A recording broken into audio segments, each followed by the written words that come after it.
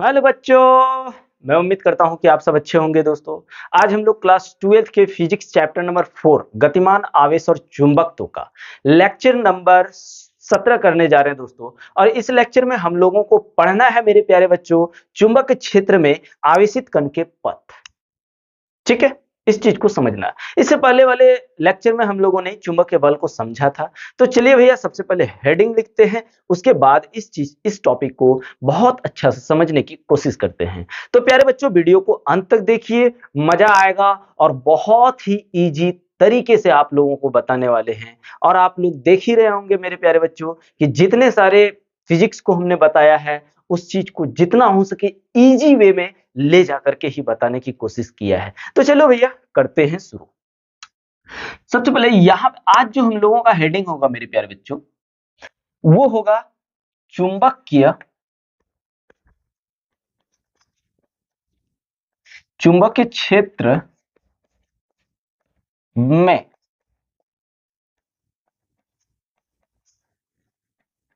आवेशित कण के पथ ट्रेजेक्टरी, रास्ता, है ना। आज भैया, अब हम लोग इसको केस 1, केस 2, केस 3, केस 4, जितना भी केस होगा उन सभी स्थिति में, उन केसों में हम लोगों ने समझना है। तो चलिए पहला केस में हम लोग देखते हैं, केस नंबर 1। क्या केस नंबर 1 में हम लोग देखेंगे कि आवेशित कण का पथ कैसा होता है चुंबकीय क्षेत्र में। अगर मान लीजिए भैया, हम लोगों ने इससे पहले एक चीज पढ़ा ना कि चुंबकीय बल F इज इक्वल टू क्या होता है, Q V क्रॉस B। इस फॉर्मूले से हम लोगों को क्या क्या पता चलता है, इस फॉर्मूले से हम लोगों को भाई क्या क्या पता चलता है। तो सर, इस फॉर्मूले से हम लोगों को इसका परिमाण और डायरेक्शन का पता चलता है सर। हाँ, बिल्कुल सही आपने बोला, उसी का पता चलता है। अगर केवल मैग्नीट्यूड निकालूं तो F M is equal to Q V B sine theta आ जाएगा, क्योंकि हमको पता है क्रॉस जो होता है भाई, cross A cross B is equal to होता है ए बी साइन थीटा। तो यहाँ भी क्रॉस बी है तो भी बी साइन थीटा आ जाएगा। कोई दिक्कत नहीं है। बोला हाँ सर, कोई दिक्कत नहीं। मान लो मेरे प्यारे बच्चों, यदि थीटा का वैल्यू अगर जीरो ले लूं, थीटा का वैल्यू अगर जीरो ले लूं, तो बताओ तो एफ एफ फोर्स कितना आएगा, चुंबकीय बल कितना आएगा, क्यू भी बी साइन 0 डिग्री। और साइन 0 डिग्री का मान 0 होता है मेरे प्यारे बच्चों, मेरे छोटे छोटे बच्चों, मेरे क्यूट क्यूट बच्चों। तो कितना आ जाएगा, एफ 0 आ जाएगा। और जब एफ 0 हो तो याद रखना, V और B का डायरेक्शन यानी Q का डायरेक्शन सेम डायरेक्शन होता है। दोनों का डायरेक्शन कैसा होता है, सेम होता है मेरे भाई। यानी B जो होता है पैरेलल होता है आपका किसका, V का। इस चीज को समझने की कोशिश करिए, एकदम स्ट्रेट ऐश। ठीक है। अगर मान लीजिए यदि थीटा 180 डिग्री ले लूं तो, थीटा 180 डिग्री ले लूं तो क्या हो जाएगा भाई, सर जो होने का है होगा, होने को कौन टाल सकता है। रखो यहां पे, तो F M is equal to Q V B sine कहता ना 180 डिग्री।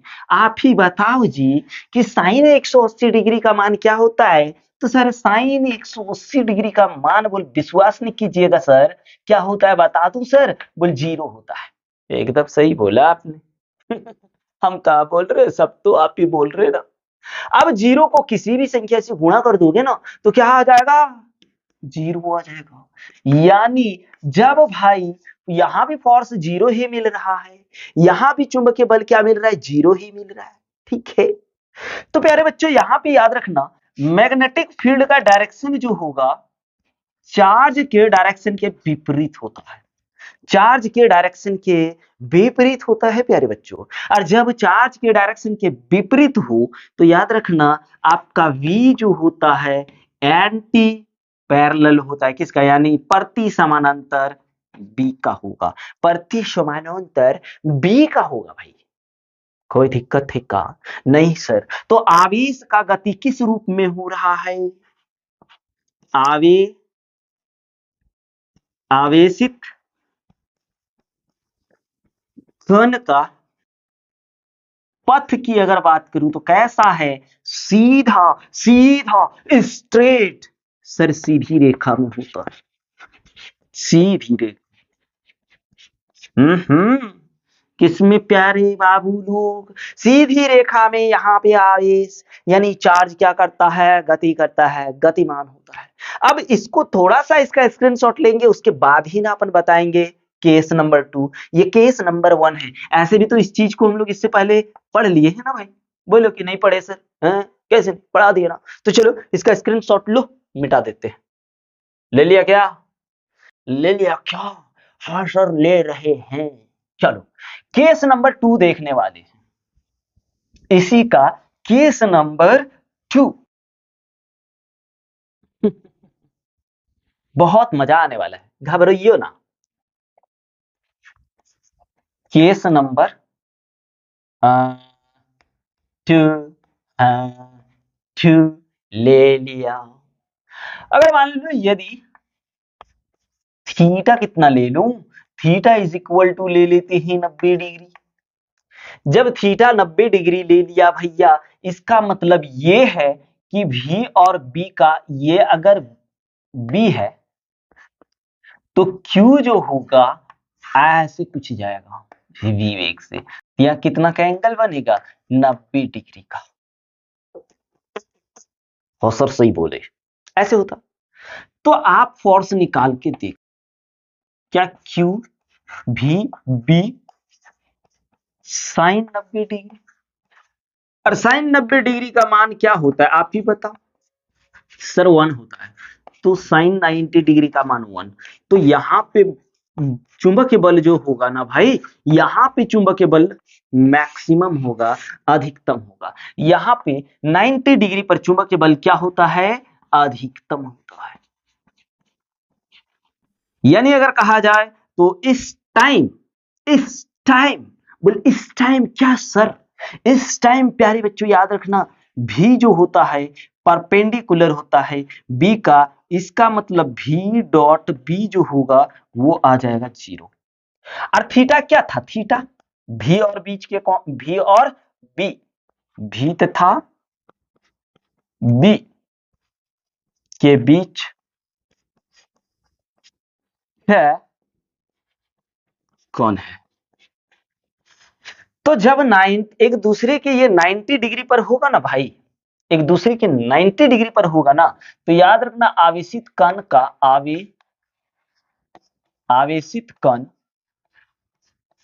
का जो पथ होगा, याद रखियो मेरे भाई, वो होगा वृत्ताकार। हाँ ना, अभी दिखाते हैं कि वृत्ताकार कैसे होगा, कैसे बनेगा।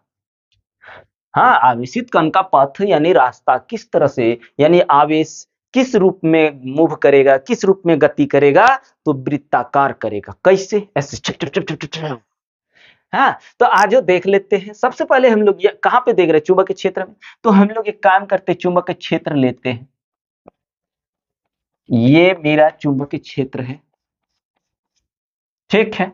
और थोड़ा ले लेते हैं इधर, और थोड़ा ले लेते हैं। ये क्या है? चुंबकीय क्षेत्र है। तो सर चुंबकीय क्षेत्र ये क्रॉस क्रॉस क्यों दिखा रहे हैं?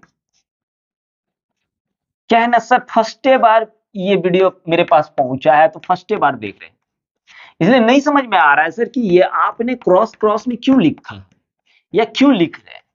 भाई बता रहे हैं, घबराइए नहीं। किसी चीज में प्रॉब्लम होगा तो हम है ना भाई, एकदम है। आप लोग घबराइए नहीं, घबरा जाएंगे तो फिर गड़बड़ा जाएगा। चलो थोड़ा सा आहा आहा आहा एरी टी ओ चिच्चे टा टा। बोलिए रोमन में क्या लिख रहे हैं सर? भैया एक्स लग रहा है ना, हमको एक्स नहीं, ये हम क्रॉस लिख रहे हैं। अब तुम इसको एक्स समझो या क्रॉस समझो, हम तो इसको क्रॉस ही समझ रहे हैं। बोल ठीक है सर, ऐसे ही ठीक है, कोई दिक्कत नहीं है सर। हाँ चलो, यहाँ पे आप देखेंगे, देखो पसीना कैसे जा रहा है। अरे पप्पा, ऐसे पसीना निकलना चाहिए। मैग्नेटिक फील्ड की अगर बात करूं तो मैग्नेटिक फील्ड क्रॉस का मतलब होता है अंदर। मैग्नेटिक फील्ड कैसे जा रहा है? अंदर जा रहा है, अंदर जा रहा है। ठीक है, मैग्नेटिक फील्ड कैसा है भाई? अंदर की ओर है।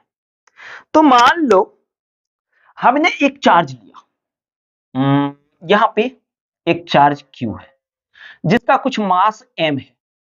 हमने इसको v वेग से फेंका, छपाक से फेंक दिया। जब v वेग से फेंका तो सर बल का डायरेक्शन पहले निकालना पड़ेगा कि ये Q कैसा, ऐसे ही जाएगा? कैसे जाएगा ये Q? ऐसे चल जाएगा तब तो स्ट्रेट हो गया। तो हम लोगों ने इससे पहले पढ़ा था दाएं हाथ के हथेली का नियम। क्या पढ़े थे कि आप अपने अंगुलियों को विद्युत चुंबकीय क्षेत्र के दिशा में रखिए। उसके बाद जो दिशा होती है ना चार्ज का, आवेश का, उस दिशा में अपने अंगूठे को कर दीजिए। ये हथेली जिधर जा रहा है उधर बल का दिशा होगा। तो आजा, रख दिया, यही डायरेक्शन देखिए आवेश का है, v का, आवेश का डायरेक्शन ये, और ये अंदर की ओर चुंबकीय क्षेत्र का डायरेक्शन। तो बल कैसे लगेगा? बल सर इसके परपेंडिकुलर ऐसे फोर्स लग गया, कोई बात नहीं, फोर्स उधर लगा। तो ये फोर्स क्या करेगा? इस आवेश को खींचेगा, खींचने की कोशिश करेगा। तो ये कुछ इस तरह से मुड़ जाएगा। मुड़ेगा कि नहीं? एकदम गोले गोल मोड़ना है, थोड़ा बड़ा, तो ज्यादा तो नहीं मुड़ गया भाई। ज्यादा मोड़ देंगे ना तो फिर सर्कल नहीं बनेगा। चलिए, ये कुछ इस तरह से मुड़ गया। अब हमने फिर से आवेश का, अब देखो ये आवेश, यहां फिर से आवेश है। अब इसका अगर देखें तो ये कुछ इस तरह से जाते हुए दिखाई देगा, देगा कि नहीं? हाँ सर, कुछ इस तरह से जाते हुए दिखाई देगा। तो क्या करेगा? फिर से आप ये चार्ज क्या, पहले चुंबकीय क्षेत्र की दिशा में अंगूठे को चार्ज के गति की दिशा ले लिए, फोर्स किधर? इधर। तो ये फोर्स का डायरेक्शन कुछ इस तरह हो जाएगा। तो फिर ये थोड़ा सा मुड़ जाएगा, मुड़ेगा कि नहीं?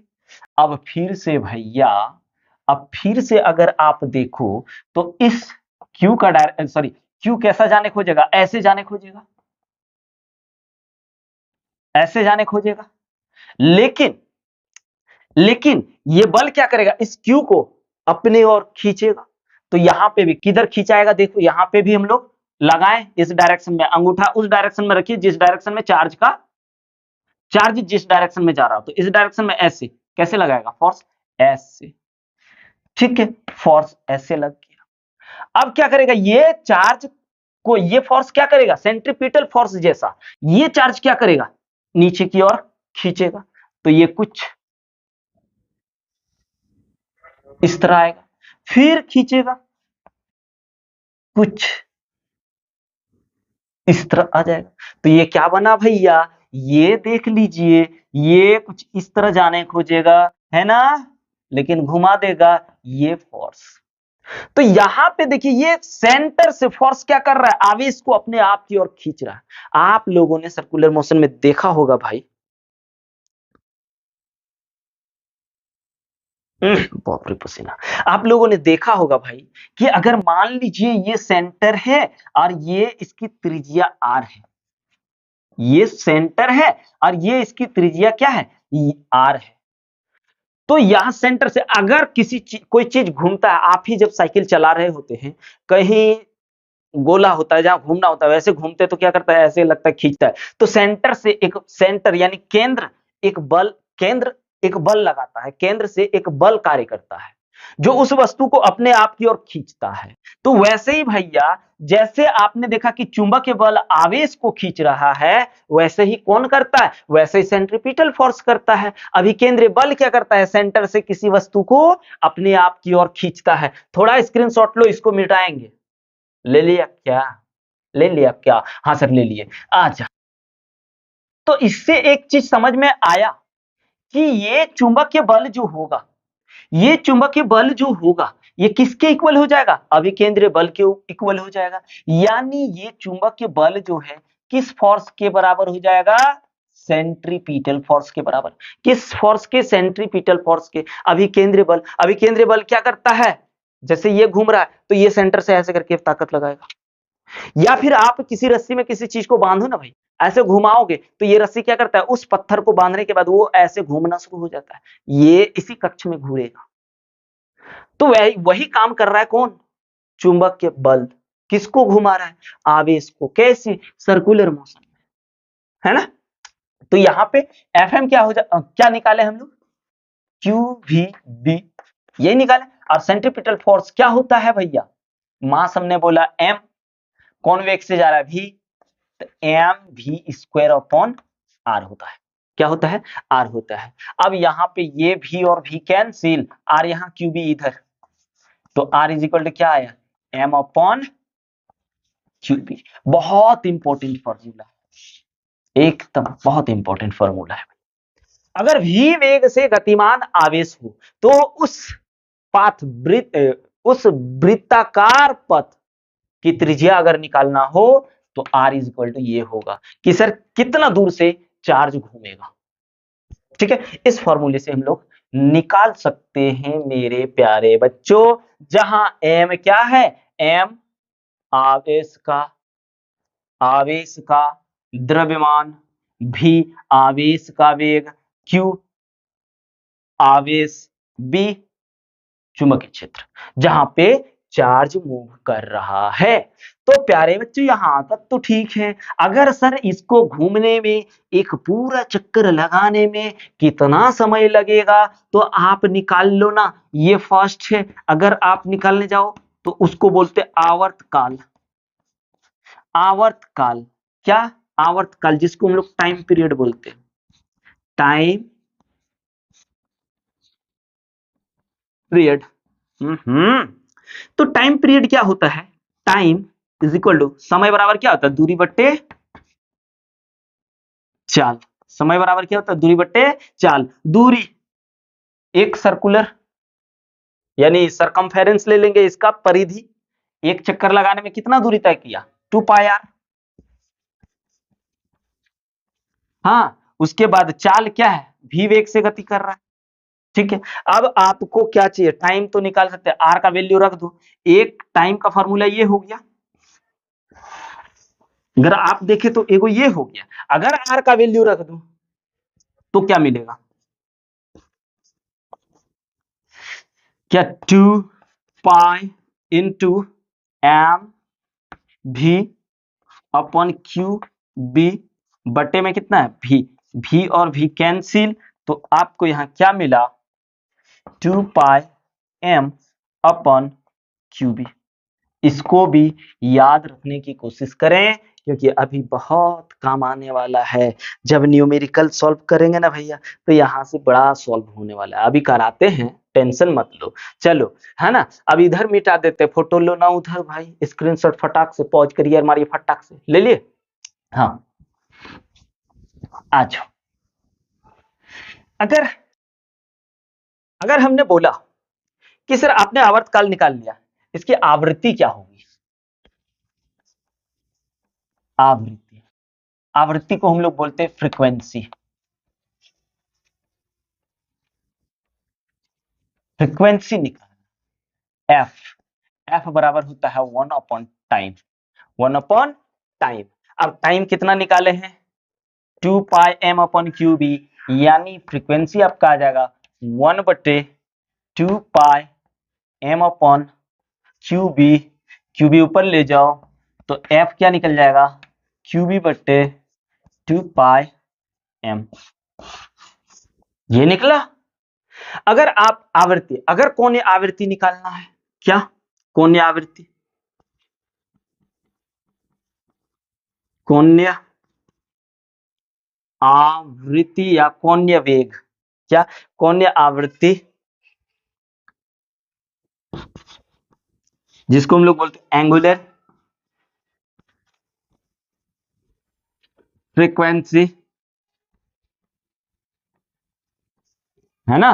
कोणीय आवृत्ति ओमेगा इज इक्वल टू क्या होता है? 2 पाई एफ। यही होता है ना भाई, 2 पाई एफ। अब एफ इज इक्वल टू क्या है? उस चीज को रख दो तो यहाँ क्या मिल जाएगा, omega is equal to 2 pi into Q B upon 2 pi m, 2 pi cancel, तो ओमेगा क्या निकला, Q B upon m। Omega क्या निकला प्यारे बच्चों, क्या निकला बताइए, क्यू बी अपॉन m। थोड़ा सा स्क्रीनशॉट लो, आगे फिर कराते हैं, अभी बहुत अच्छा अच्छा क्वेश्चन कराने वाले हैं, घबराइए नहीं भाई। ले लीजिए 1 2 3 ले लिए।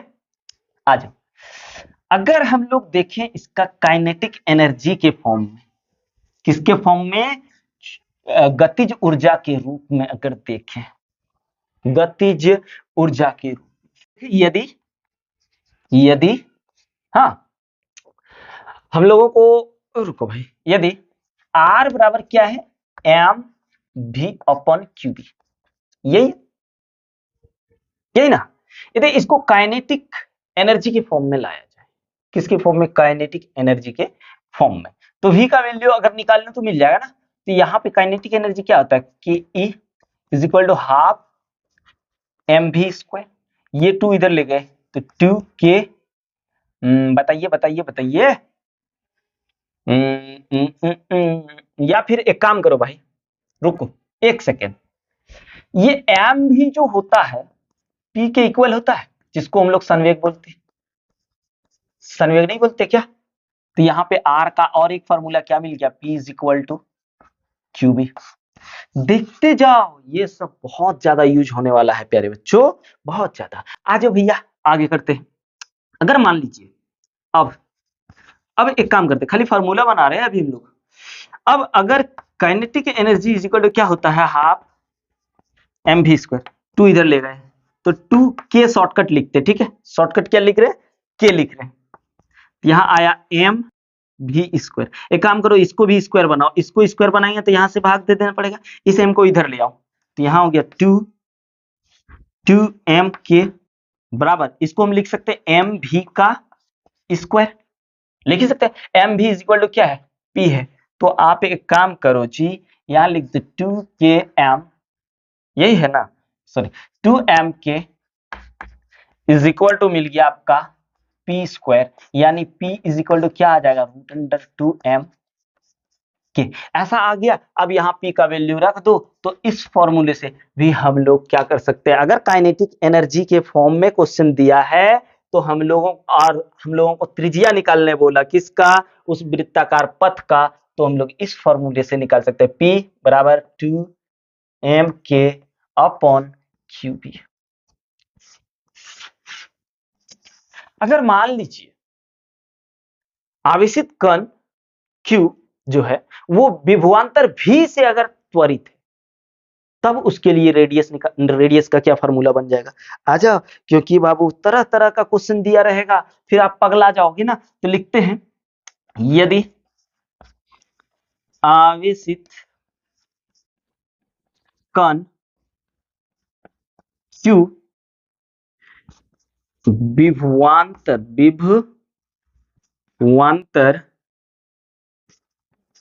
हाँ V से त्वरित है तो, हाँ त्वरित है तो किया गया कार्य क्या मिल जाएगा, work is equal to Q V. अब आपके दिमाग में चल रहा होगा ये कब पढ़े सर, आप लोगों ने तीसरा चैप्टर में पढ़ा होगा दोस्तों, कि विभवांतर बराबर क्या होता है, वर्क अपॉन चार्ज, यही होता है। इसको इधर ले आएंगे तो वर्क इक्वल टू क्या आ जाएगा, क्यू भी आएगा, आएगा बिल्कुल आएगा, आएगा। अब कार्य ऊर्जा थ्योरम से चलते हैं, कहां से, थोड़ा तो चलना पड़ेगा ना जी। कार्य ऊर्जा प्रमेय से क्या होता है, किया गया कुल कार्य, किया गया कार्य जो होता है वो इक्वल होता है गतिज ऊर्जा में परिवर्तन, क्या होता है, बराबर क्या होता है, गतिज ऊर्जा में परिवर्तन। अब किया गया कार्य W इज इक्वल टू क्या, गतिज ऊर्जा में परिवर्तन इक्वल टू K फाइनल, यानी अंतिम गतिज ऊर्जा माइनस प्रारंभिक गतिज ऊर्जा। अब मान लो कि चार्ज जब स्थिर अवस्था में है उस टाइम इनिशियल वेग यानी प्रारंभिक वेग क्या होगा, 0, और फाइनल वेग क्या, v मान लेते हैं। यदि u इज इक्वल टू 0, ठीक है, तो आप पहले के आई निकाल लेते हैं। ठीक है, तो ई के देखो के इनिशियल इज इक्वल टू क्या आ जाएगा, half M U square, U का वैल्यू 0 लगा दो तो K I is equal to half M 0 का स्क्वायर ले दे करके कितना आ गया, 0। तो वर्क इज इक्वल टू क्या निकाले हैं, क्यू भी। तो क्यू भी इज इक्वल टू क्या निकल गया भैया, के एफ माइनस 0, यानी क्यू भी क्या है यहाँ पे, विभवांतर। देखो हमने लिखा हुआ भी क्या है, विभवांतर या विभव। ठीक है, वेग वाला अलग फार्मूला पढ़ाए थे, वेग वाला ये फार्मूला पढ़ाए थे भैया, जहां यहाँ वेग था ये, और ये विभवांतर है, तो क्यू भी इज इक्वल टू के एफ आ गया। अब यहाँ पे हम लोग के का वैल्यू रख देंगे तो आर का और एक वैल्यू मिल जाएगा। थोड़ा स्क्रीनशॉट लियो, थोड़ा सा 1 2 3 ले लिए ना। अब देखो जी, अगर हम लोग ने क्या करना है, यहाँ के का वैल्यू रख दो, क्या है, क्यूबी, तो आर इज इक्वल टू क्या मिल जाएगा, इसलिए R is equal to √2m Q V upon Q B. एक काम करो, इसको रूट में ले लो, अगर इसको रूट में ले लोगे तो 2m क्यू भी अपन आ जाएगा Q square B square root में। अब क्यू एगो कैंसिल, तो आप ही बताओ यहाँ पे इसका रेडियस क्या निकल जाएगा, 2m भी अपॉन क्यू बी स्क्वायर। ये एक फॉर्मूला हम लोगों को मिल गया मेरे प्यारे बच्चों। बोलिए, कोई दिक्कत है नहीं ना? तो चलो दोस्तों, अब हम लोग करेंगे न्यूमेरिकल। तो इससे पहले आप लोग इसका स्क्रीनशॉट लो, उसके बाद हम लोग करते हैं न्यूमेरिकल। चलिए ले लीजिए। हाँ तो आ जाओ भाई, देख लेते क्वेश्चन को क्या है। कहता है एक इलेक्ट्रॉन तथा प्रोटॉन किसी समरूप चुंबकीय क्षेत्र के लंबवत प्रवेश करती है। यदि इलेक्ट्रॉन तथा प्रोटॉन का ए नंबर वेग, 2 नंबर संवेग और सी में गतिज ऊर्जा समान हो तो उनकी त्रिज्याओं का अनुपात निकालिए। सबसे पहले यहां देखो क्या क्या कह रहा है, इलेक्ट्रॉन और प्रोटॉन। एक चीज नोट में याद रखना मेरे प्यारे बच्चों कि मास ऑफ प्रोटॉन जो होता है वो 1840 गुना मास ऑफ इलेक्ट्रॉन होता है।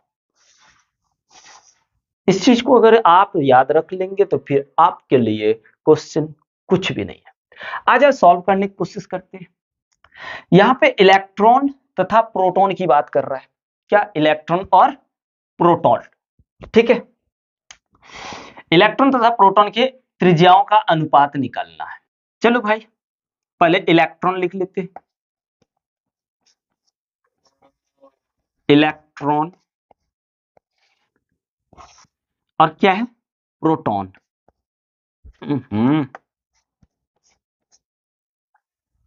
प्रोटॉन। एक काम करिए, आप ध्यान दीजिए, मास अगर हम लोग देखेंगे इसका द्रव्यमान m, इलेक्ट्रॉन का मान लीजिए m है, me, तो प्रोटॉन का कितना हो जाएगा 1840 me, या इसको m ही मान लो। ठीक है, तो इसका कितना हो जाएगा 1840 m हो जाएगा। अगर इन दोनों में आप आवेश की बात करें तो इलेक्ट्रॉन पर आवेश E होता है, तो इस पर भी तो E ही होता है ना भाई, तो Q निकल गया। अब एक ही चुंबकीय क्षेत्र में रखा है तो B तो इक्वल ही होगा। फर्स्ट नंबर में क्या कह रहा है, ए नंबर में क्या कह रहा है, देखिए कह रहा है वेग, यानी इलेक्ट्रॉन का जो वेलोसिटी है वही प्रोटॉन का वेलोसिटी है, यानी Vp is equal to Ve, ये दिया। अब त्रिज्याओं का अनुपात, तो आर पी अनुपात ऑफ आर ई, यानी प्रोटॉन का अनुपात, प्रोटॉन की त्रिज्या और इलेक्ट्रॉन की त्रिज्या के अनुपात निकालना है। अब बताओ भैया क्या दिया हुआ है, वेग के आधार पर अगर देखें तो M E P upon Q E B, अनुपात निकालना है किसका, इलेक्ट्रॉन का। तो यहां पे इलेक्ट्रॉन और बी हो जाएगा, वेग है ना, तो एम भी होगा भाई, एम भी बराबर ई है, तो यहां फिर हो जाएगा आपका एम ई, बताइए, भी अपॉन क्यू ई, ई इसमें नहीं, पी ई बी। अब देखो बी और बी कैंसिल हो जाएगा, ई पी और पी कैंसिल हो जाएगा, क्यों? क्योंकि ये दोनों इक्वल है। अब वैल्यू मास ऑफ प्रोटॉन कितना है, प्रोटॉन का मास 1840 एम, इसका कितना है चार्ज ई, इसका एम चार्ज ई, एम कैंसिल, ई कैंसिल, तो यहां 1 आया, यहां 1840, यानी 1840 अनुपात 1 मिला, ए नंबर। बी नंबर में क्या इक्वल बोल रहा है, संवेग, क्या संवेग, यानी पी किसका बोल रहा है, प्रोटॉन का बराबर पी बोल रहा है इलेक्ट्रॉन का, ये इक्वल है, तो फिर निकाल लो आर पी अनुपात और आर ई, इलेक्ट्रॉन का और प्रोटॉन का त्रिज्या का अनुपात निकाल लो। अब बोलो बाबू पी के आधार पर अभी जस्ट बताएं, पी बट्टे क्यूबी, क्यूपी बी, फिर आप बताओ पी बट्टे क्यू, बताइए थोड़ा जल्दीबाजी में, ई बी, ये कैंसिल, ये कैंसिल, ये कैंसिल, ये कैंसिल, 1 बट्टे क्यू पी कितना है ई, 1 बट्टे ई, कैंसिल कैंसिल, कितना 1 अनुपात 1 आया कि नहीं भाई, कोई दिक्कत तो नहीं है ना। चलो इसको थोड़ा सा स्क्रीनशॉट लो, थोड़ा सा तीसरा नंबर सॉल्व करने जा रहे हैं, तीसरा ले लिए, चलो भाई ले लो। हाँ, तो अब हम लोग इसी को मिटा देते हैं। अब सी नंबर में क्या इक्वल बोल रहा है, सी नंबर में गतिज ऊर्जा इक्वल बोल रहा है, क्या गतिज ऊर्जा, तो आप बताओ आर पी अनुपात निकालना है आर ई का, गतिज ऊर्जा के आधार पर क्या पढ़े, 2 एम के, किसका मास बाबू, पी का, बटे क्यू भी ना, अनुपात 2 एम ई के रूट अंडर, यहाँ पे पी लगा दो क्योंकि प्रोटॉन का आवेश और ये इलेक्ट्रॉन का आवेश, ये देखो बी और बी कैंसिल हो गया, के इक्वल है, गतिज ऊर्जा इक्वल है तो कैंसिल, 2 और 2 भी कैंसिल हो जाएगा, तो यहां आपका क्या आ गया, एमपी मास ऑफ प्रोटॉन कितना 1840 एम, इसका ई कितना, ई ही, क्यूपी कितना है, ई है इतना ई, और इसका भी आवेश ई ही है, यहां पे इसका कितना एम बट्टे ई कैंसिल, एम कैंसिल, यहां 1 बचा, तो 1840 का आप जब वर्गमूल निकालोगे तो 4 रूट अंडर 115 आएगा, अनुपात यहाँ पे कितना 1 का वर्गमूल 1, ये चीज आएगा मेरे प्यारे बच्चों। अगर यहाँ पे हम लोग क्वेश्चन थोड़ा सा चेंज कर दें तो क्या बनेगा, आओ देखते हैं। चलो पहले स्क्रीनशॉट लो, दूसरा क्वेश्चन देखते हैं। हमने क्या किया, हमने यहाँ इलेक्ट्रॉन के जगह हम लोगों ने ड्यूट्रॉन कर दिया, क्या ड्यू बताइए, ड्यूट्रॉन,